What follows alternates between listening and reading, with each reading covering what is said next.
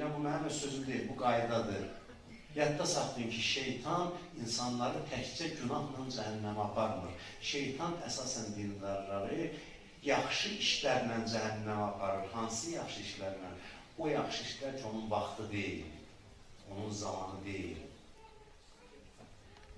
Mənim boynuma bu iş düşür, şeytan demircə git günah elə. Ondan səni yayındırmaq üçün başqa alternativ yaxşı iş təklif edir ki, sən çaşaq qalasan. Pis iş təklif edirsə ayılarsan ki, günah da eləmirəm. O sənə pis iş təklif eləmir, şeytan da zirəndir. Görür ki, sən bunu eləməlisən, ondan yayındırmaq üçün bir dənə bəziyyə yaxşı işi qoyur da bax. O deyir ki, bunu elə, gör nə qədər savabı var.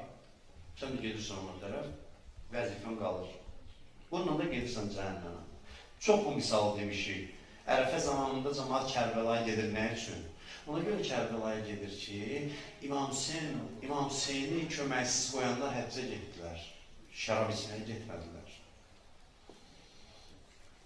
Şeytan onları şərab məclisinə dəvət edir ki, gidə Ərəfata. Ərəfat pis iş idi, yox. Zaman başqa zaman idi, nəyin zamanı idi, ayırt eləmədilər. Şeytan onları cəhənnəmə nə ilə apardı? Həzlə. Adam həzlə də cəhənnəmə gedər, bəlkə gedər.